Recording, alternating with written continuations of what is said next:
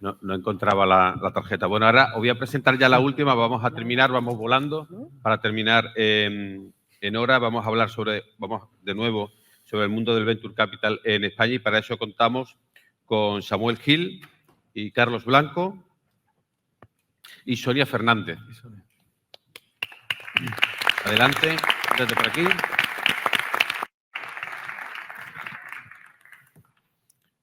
Aquí a mi izquierda.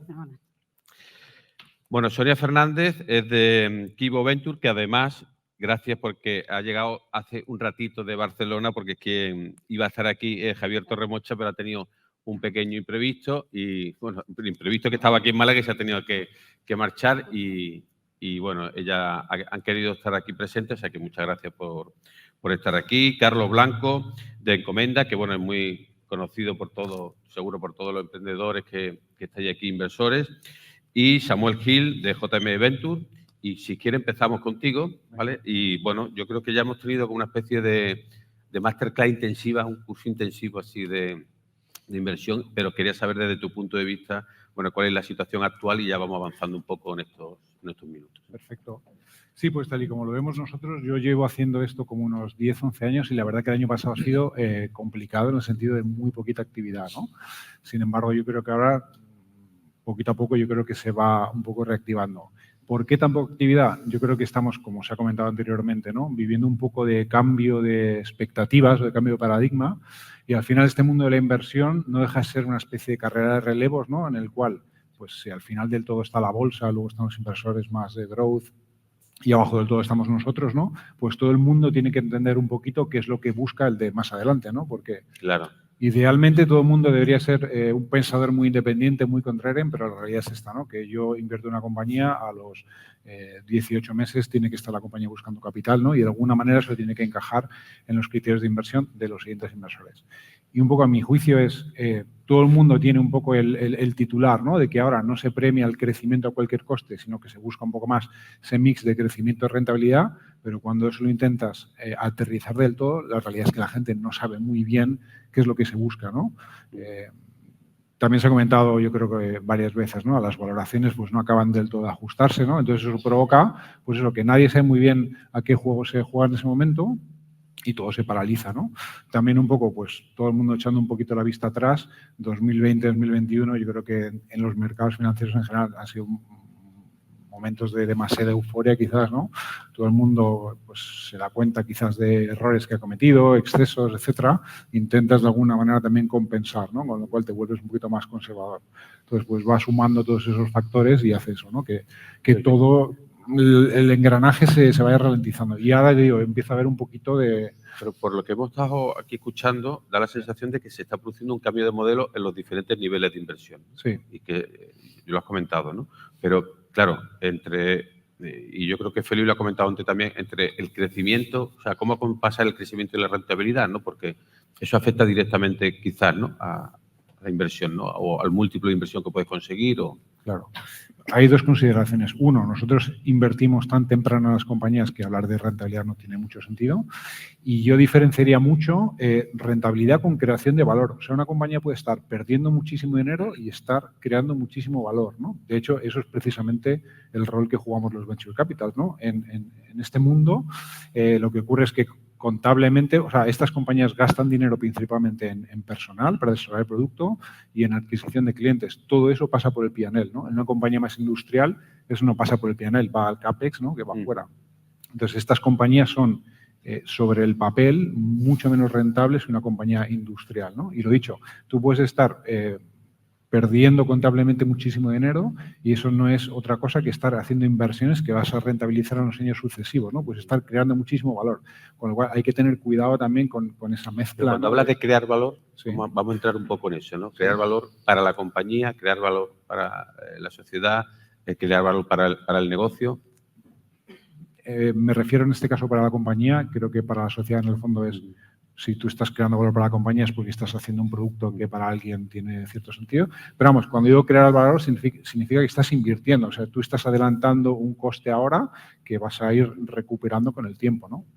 Entonces, hay un desfase temporal ahí como en cualquier inversión, que es lo que hace que realmente ahora te vayas muy abajo, muy en rojo en el P&L, ¿no? Y ahora, en esta circunstancia en la que parece que, ¿no?, desde tu punto de vista, la cosa se va a reactivar un poco, ¿no? Sí. ¿En qué ponéis el foco, ¿no? ¿En qué crees tú que, en esta situación de cambio, yo creo que de reajuste del modelo, en qué vais a poner el foco vosotros?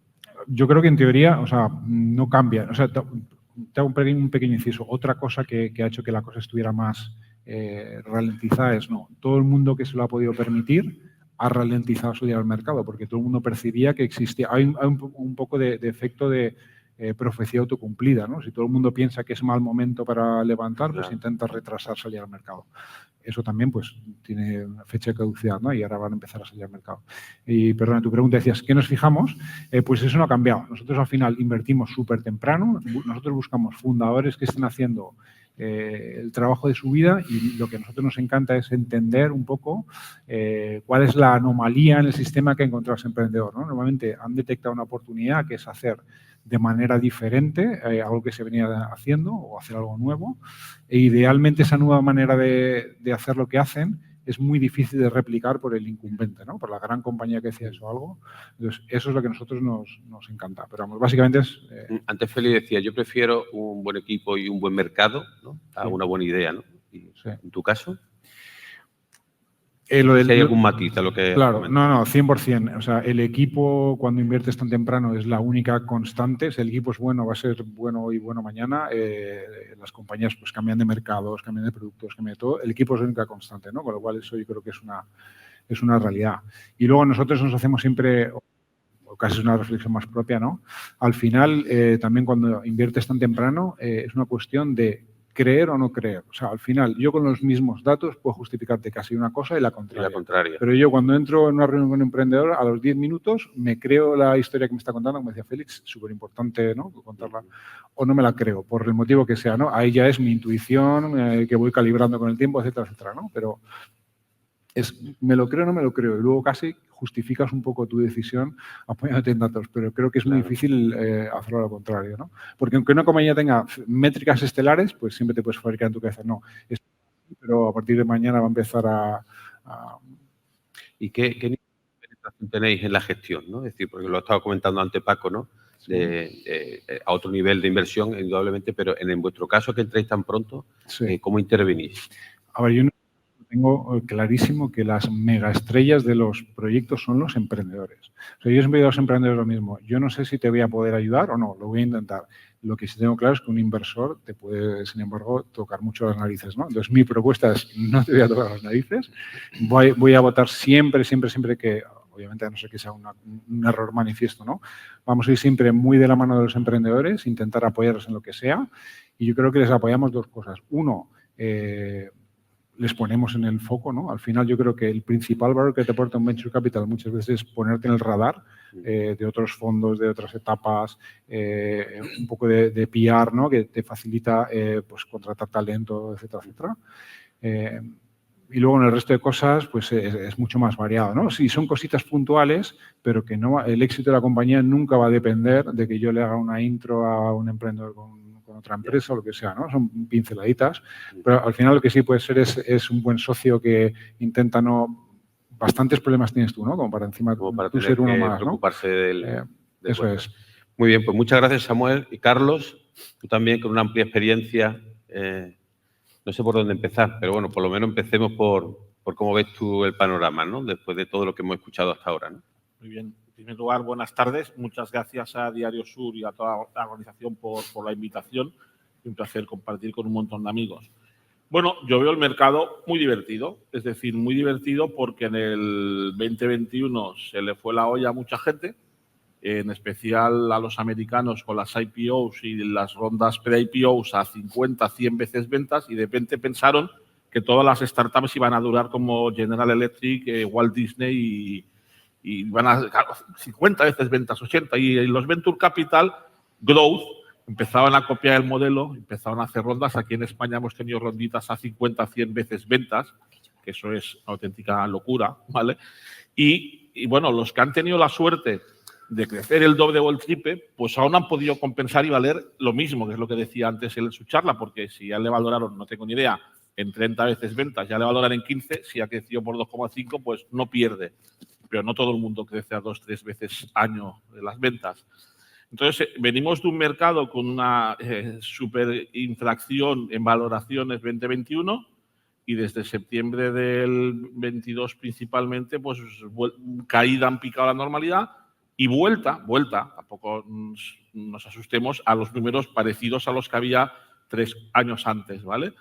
Entonces, evidentemente, estos números van a mejorar los actuales múltiplos donde yo estoy viendo propuestas de comprar compañías en EBITDA positivo a 5 veces ventas, ¿vale? O sea, compañía startup factura creciendo 2x y el que le quiere comprar no paga más de 5 o 6 veces ventas. Cuando esas adquisiciones, yo he vendido compañías similares a 15, 20, 20 y algo veces ventas hace 18, 24 meses.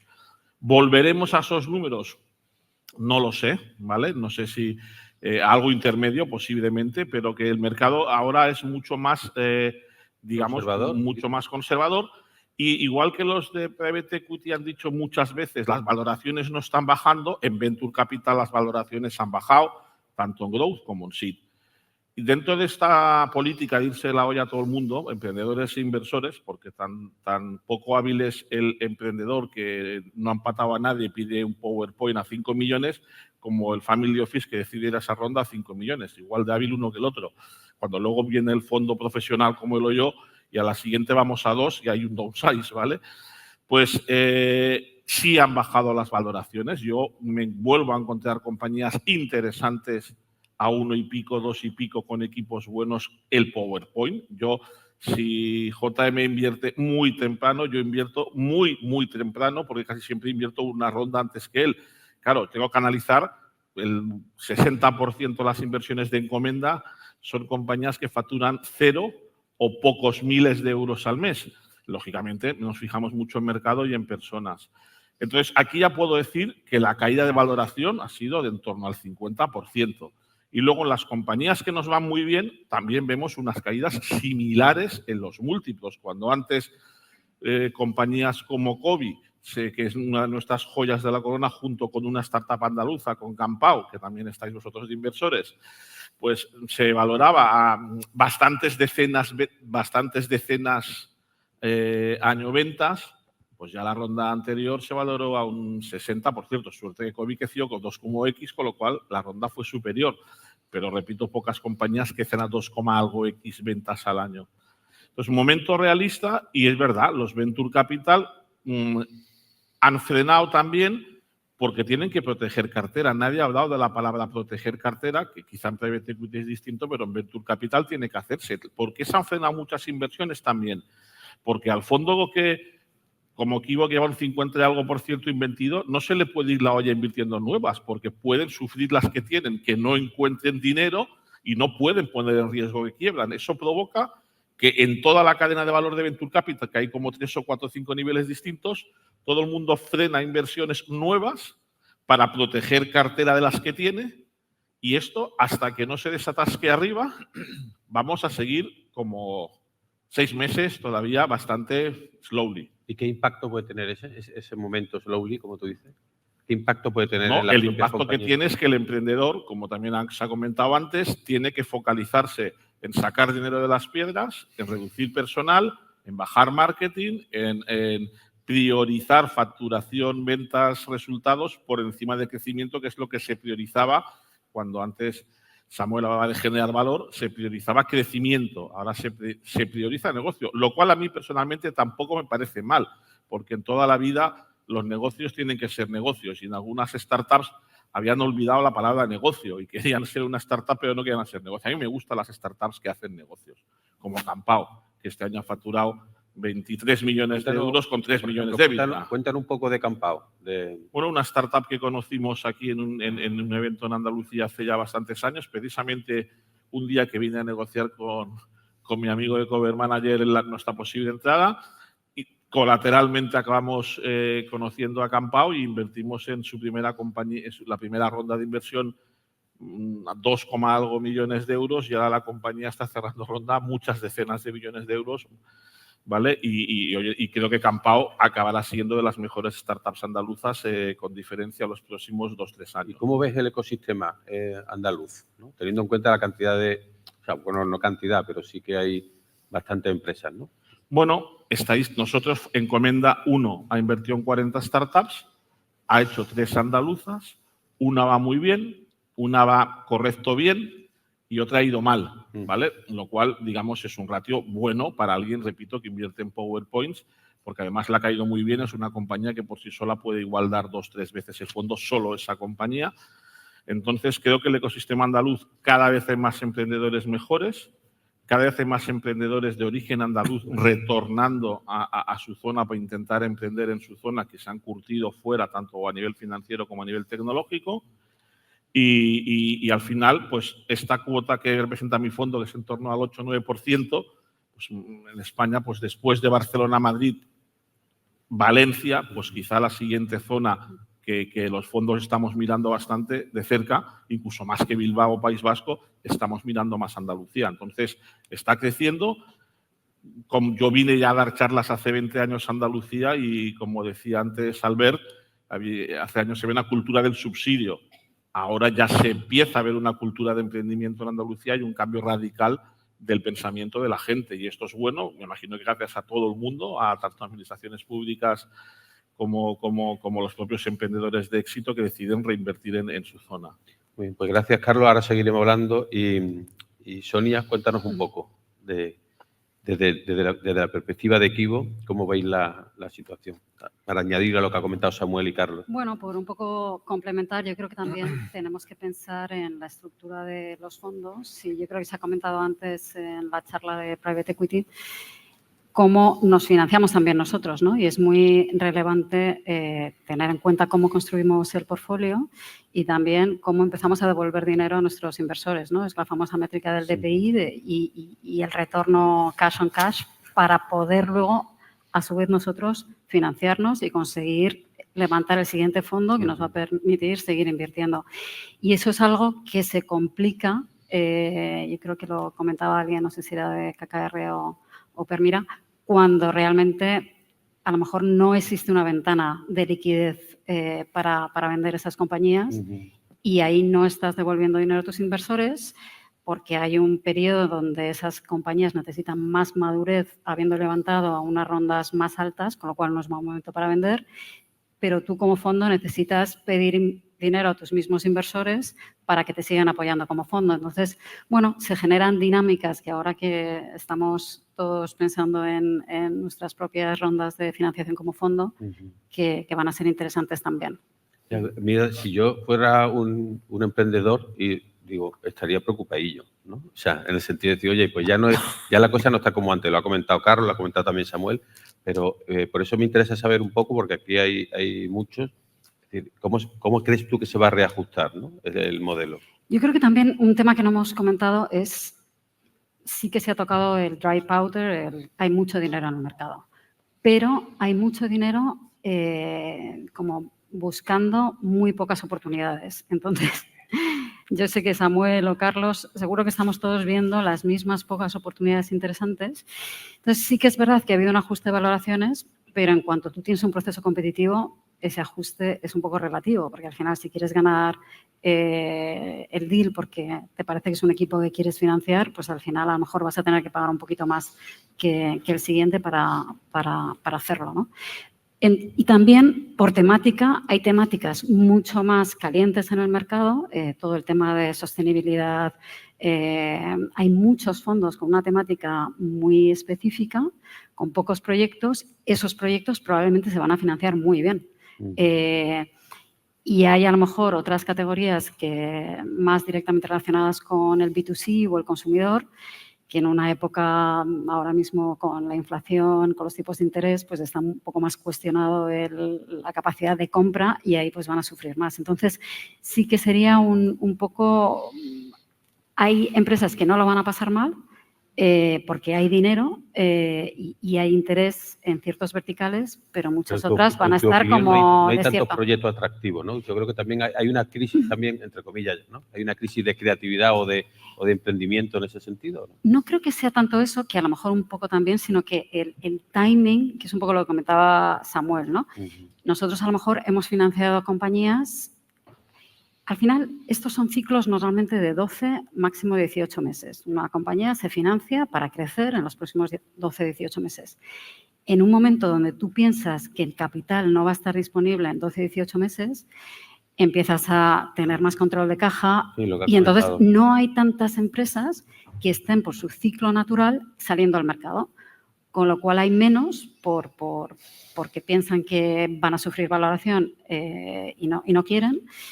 Y las que sí que tienen buenos números y salen, pues la realidad es que somos los mismos fondos, con fondos abiertos. Nosotros estamos invirtiendo desde nuestro fondo 3, 120 millones, Samuel tiene su fondo y necesitamos invertir. Nosotros estamos en el negocio de invertir, con lo cual, y también como funciona esta industria es que hay una fecha también. Nosotros tenemos que invertir en un periodo máximo de 5 años, con lo cual, bueno, se produce un poco esa... las empresas buenas van a tener capacidad de financiarse, hay menos porque hay muchas que no han seguido ese ciclo natural de querer salir al mercado con una situación un poco adversa a nivel de valoración. ¿Y cómo conseguís visibilidad, ¿no? Porque con esos tiempos tan ajustados, ¿no? Como decía Carlos, ¿no? De que invierte en PowerPoint, ¿no? Que ya, ¿cómo conseguís? ¿Cuál es vuestro criterio de visibilidad, de conseguir? Ese deal flow. Pues mira, justo hemos estado como Kibo 2 días en un offsite, o bueno, en Valencia, encerrados un poco viendo cómo hacer las cosas mejor. Y nuestro reto y el reto de cualquier fondo que se dedica a esto es poder identificar a los mejores emprendedores. Y al final... ¿A los mejores emprendedores o a los mejores proyectos? Va ligado, totalmente. El mejor emprendedor probablemente es el que ha identificado una mejor oportunidad de negocio. Y el problema, o realmente tenemos que hacer una autocrítica si pensamos que porque somos Kibo, porque somos Encomenda o JME, nos van a llegar los mejores proyectos. Este es un mercado tremendamente competitivo, hay muchos fondos internacionales que están aquí, hay muchos emprendedores como José que no ha tenido capacidad, no ha tenido necesidad de financiarse porque es un negocio que va bien y nosotros tenemos que tener la capacidad de ver dónde están esas oportunidades y ser mucho más proactivos. Estar aquí, si estamos en Madrid en nuestra oficina, pues no nos vamos a perder las oportunidades del ecosistema en Málaga, estar mucho más abiertos a conocer emprendedores. Y la fuente realmente mejor para conseguir proyectos es nuestra propia base de emprendedores, que son los que más saben quién está emprendiendo. Juan Urdiales de Jovan Talent nos dice, oye, han salido 2 de Jovan Talent que están haciendo un proyectazo, les tenéis que conocer. Y ahí es donde, bueno, pues tenemos un poco más de al hilo de lo que estás comentando, me viene muy bien porque quería lo que ha comentado Borja antes sobre dejar de cazar y ahora tener una granja, ¿no? Eso a vuestro nivel, ¿no? ¿Cómo lo veis? ¿Cómo analizáis ese cambio, ¿no? Porque es un cambio no de paradigma, es un cambio de absoluto. Pues mira, es muy interesante y hemos estado estos 2 días también un poco haciendo la reflexión de qué tenemos que hacer diferente. Y hay muchos fondos internacionales que están utilizando. Nosotros que invertimos en tecnología, tenemos que adoptar tecnología también para hacer esa labor de... Entonces, hay herramientas que nos pueden permitir hacer un screening mucho mejor, de identificar qué emprendedores han salido de empresas grandes y están en LinkedIn como empezando un proyecto o compañías que a lo mejor han pasado de 2 a 20 empleados en muy poco tiempo y tener esas herramientas a nivel de tecnología para poder identificarlo. Eso es yo creo que nuestro negocio, que pensamos que es muy artesanal y de personas, y sigue siendo... Muy de intuición, muy de olfato y muy de análisis. Cada vez tiene que tener un componente de tecnología porque los demás lo van a hacer. Si no lo hacemos, vamos a ir un poco cojos. Y Carlos, ¿cuál es tu opinión sobre eso? Bueno, es que no tiene nada que ver un fondo pre-seed, sí. Que Encomenda 1 ha invertido en 40 startups, Encomenda 2 invierte en 50 es estar 20 o 30% por encima del segundo fondo que más inversiones haga. Entonces, mi modelo se parece más a lo mejor al de FJ Labs de ir a muchas, ¿vale? Y no tiene nada que ver. Un fondo growth que hace 20 tiene que mirar las matemáticas muchísimo.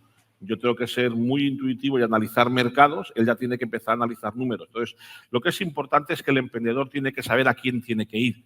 No puede ir a llevar un PowerPoint a ella, ni me puede meter a mí uno, como hace un rato me pasaba en un proyecto de valoración 30 millones. No, no perdáis el tiempo. Tenéis que saber que Carlos Blanco su primer ticket no lo pone a 30, ¿vale? Tenéis que saber que a lo mejor de esta mesa, pues Quibo sería el único. Entonces, yo recomiendo a los emprendedores hacer los deberes antes, tener muy mapeado el mercado y saber quién va en cada fase. Y saber, incluso, si ahora quién está activo o no. Antes he chivado, Quibo está al 52%, eso significa que aún le quedan balas. Pero si estuviera al 80%, esas balas las concentraría. Cuando antes decías de la parte de deal flow, ¿vale? Ahora, y de cómo perjudica eso al emprendimiento, el mayor problema en la etapa seed es que los business angels / family office, cuando hay crisis, son los primeros que frenan. Y si encima te pagan el dinero al 4 en el banco, como algún caso de uno que está en esta mesa me contaba ayer, ¿vale? ¿Para qué voy a arriesgarme a invertir en un fondo de startups que si lo hacen bien me van a dar un 20-25, que me puede ocurrir que se retrase un montón de años que me devuelvan el dinero y si lo hacen regular me van a devolver un 12 o un 15, si al final sin arriesgarme el banco me da un 4. Entonces, los tipos de interés altos perjudican a la inversión seed y el emprendedor en etapa inicial tiene varios problemas, ya no solo que los VCs estamos más moderados, ¿vale? Yo no me encuentro tanta competencia en una startup muy buena. Las de las 5 primeros de Encomenda 2, hay 3 o 4 que tienen una pinta espectacular y no he tenido competencia. Al revés, he tenido que presentar yo followers para que, yendo nosotros, nos acompañen porque en sí, proyectos que van espectacular. Gracias, Carlos, que está muy mal. Muy rápido, por favor, Samuel, ese análisis, ¿no? El impacto de la tecnología en el deal flow. A ver, nosotros siempre hemos optado más por ese enfoque de granja que dices, ¿no? Nosotros tenemos una estrategia, o sea, lo que nosotros queremos es, tenemos una presencia bastante fuerte en redes sociales, creando contenido, etcétera, con el objetivo un poco ese de intentar elevar el nivel, lo primero, para todo el mundo, y lo segundo es estar siempre un poco en la cabeza, ¿no? del emprendedor que se plantea levantar dinero, ¿no? El enfoque de datos a mí me gusta. Hay ciertas cosas como ya que son muy básicas que todo el mundo hace. Si no haces, te estás quedando fuera. Pero una reflexión al respecto, ¿no? Las compañías que más saben de esto o que más recursos y todo tienen, ¿no? Como en su día fue Google Ventures o Social Capital, ¿no? Tenían algoritmos potentísimos para ese tipo de cosas y acabaron descontinuando ese tipo de estrategias. O sea, soy un poco escéptico porque en etapas muy tempranas hay muchísimo intangible que eso no hay dato que lo capture, ¿no? Entonces, sí, el dato te puede dar una cierta señal, ¿no? Pero es una señal que va a tener ya todo el mundo y por lo cual también tienes que tenerla tú, ¿no? Pero no creo que te vaya a ayudar sustancialmente. Bueno, pues Samuel, pues muchísimas gracias. Un aplauso aquí para nuestros últimos 3 ponentes.